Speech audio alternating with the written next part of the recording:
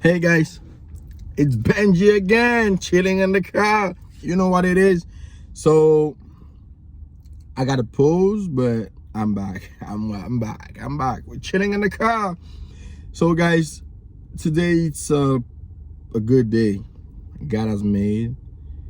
So it's good for everyone. So I wish you have a nice night and you wake up on a good path. Today we're talking about something so important for me. So it's calling silent. Un peu le monde toujours dit le silence vaut l'or. Ou bien, silence pour moun c'est l'or. Parce que souvent, l'on fait silence, il y a des mots pas répéter. L'on fait silence, il y a des bagages ou pas dit. L'on fait silence, il y a des réactions pas tourner sous lui ou pas obligé à dire mon pardon ou bien pas obligé comme si à excuser ou parce que ou te dit un bagage peut-être ou te sous coup de l'émotion ou te dit une parole peut-être qui ou tu te beau éclairé ou bien ou pas te sentir bien ou bien te juste parler pour parler comme ça. Souvent ça arrive. Mais en pile fois tout moun yo fait silence parce que yo pas gagné pour dire. Ça c'est moun qui raisonner, ça c'est moun qui comprendre. Il pas gagné pour le dire, il fait silence. Il pas joindre rien pour le parler, il fait silence. Mais dans le domaine nous va lire là, dans le domaine virer avant là, l'on fait silence, c'est souvent c'est l'on travaille sur projet.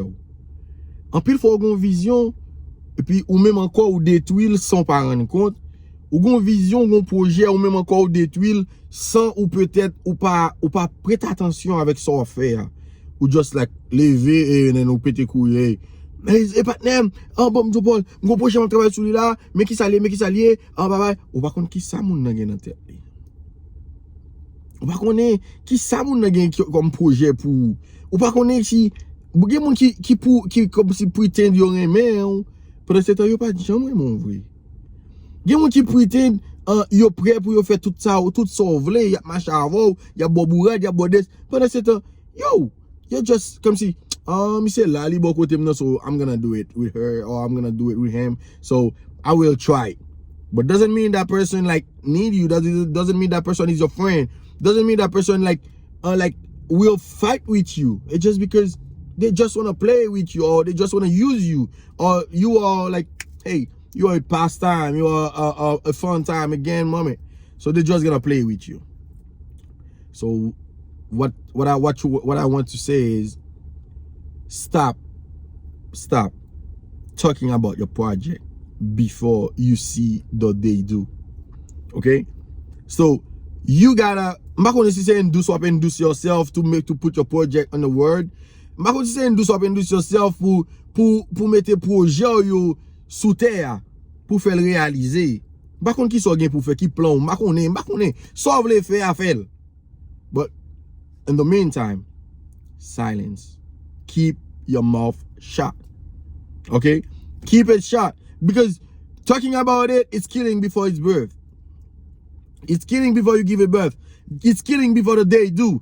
Because, je le dis, même dans le monde spirituel, là, il dit, oh, des fois, l'on prie, bon Dieu, il dit, bon Dieu, il dit, l'en cœur. Parce que l'on parle l'ennemi, il est en priant. Because now we're living in that word. Friends and enemies do the same thing. Like betray you.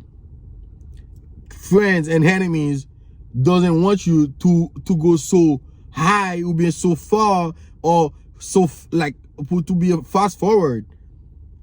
They just betrayed you. So they can kill your project, they can kill your dream before they do. Shut your mouth and keep it silent. All right? So this is Benji Perrods chilling in the car. Chilling in the car.